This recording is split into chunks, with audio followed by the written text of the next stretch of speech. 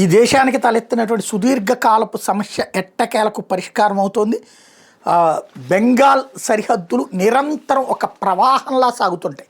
అది బంగ్లాదేశ్ అనేది ఒక సపరేట్ దేశమని, మనది భారతదేశం సపరేట్ దేశమని ఫీలింగ్ లేకుండా యథేచ్ఛగా వచ్చేస్తూ ఉంటారు. అక్కడ ఉన్నటువంటి బీఎస్ఎఫ్ కానీ వీళ్ళు కూడా చోద్యం చూడాల్సిందే. ఎందుకంటే అటు బెంగాలీ భాష మాట్లాడే వాళ్ళు ఉన్నారు, ఇటు బెంగాలీ భాష మాట్లాడే ఉన్నారు. మా అక్క దగ్గరికి వెళ్తున్నాం, మా అత్త దగ్గరికి వెళ్తున్నాం అంటారు. అలా వచ్చేటటువంటి వాళ్ళు పనిలో పనిగా ఇక్కడ నిదానంగా సెటిల్ అయిపోవడం జరుగుతూ వచ్చింది. ఈ అసాంఘిక శక్తులకి కేంద్రమైనటువంటి ఆ చొరబాట్లని ఆపాలన్నదే బీజేపీ చాలా రోజుల నుంచి చేస్తున్న డిమాండ్.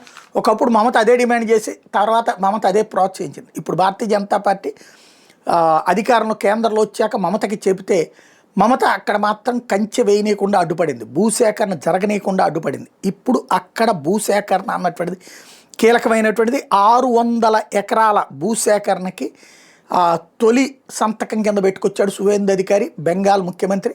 తద్వారా భారీ ఎత్తున ఫెన్సింగ్ ఏర్పడబోతోంది.